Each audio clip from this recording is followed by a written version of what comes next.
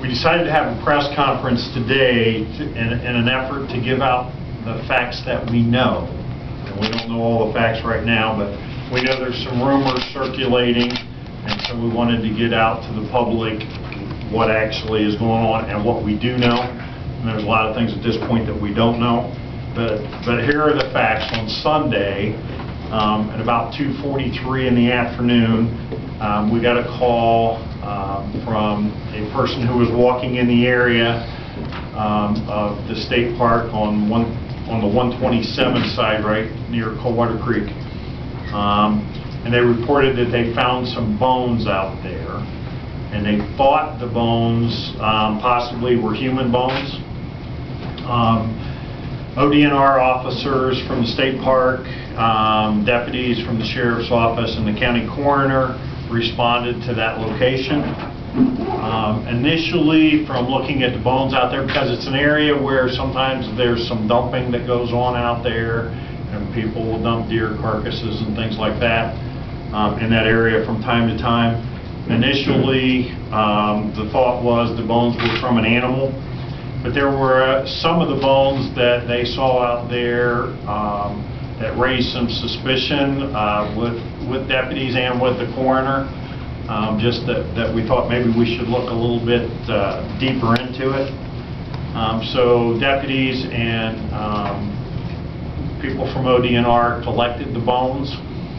On Monday, we had one of our detectives transported one of the bones down to the Montgomery County Coroner's Office. They're the ones that do the majority of our autopsies and forensic stuff for us in this area. So they went down to the forensic lab, just had a couple of the doctors look at the bone that we took down there. Those doctors obviously at this point can't confirm, but they believe there was a high probability that it was a human bone. So with that information, we sent deputies back out to the scene because obviously we want to make sure that we don't miss anything, and started searching the area for any other evidence. On Tuesday, we had a brief meeting with the county prosecutor just to kind of go over where we're at, more or less a brainstorming session about it. And then we decided to call Attorney General DeWine's office and his Bureau of Criminal Investigation and just ask for some advice. When we talked to one of the agents there who's helped us in the past, he gave us some contact information for an expert on bones from one of the universities. We reached out to that expert and talked to her on the phone, then sent some pictures. She requested pictures of the bone, so we took some pictures and sent them to her.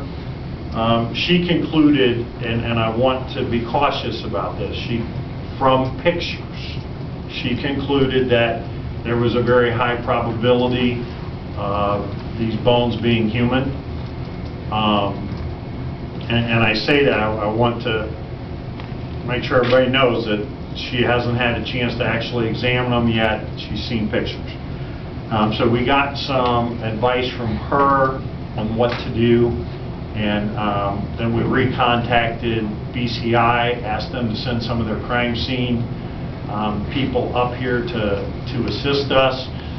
This is the kind of case that, I mean, obviously the Sheriff's Office, we've handled murder investigations before, we've handled death investigations before.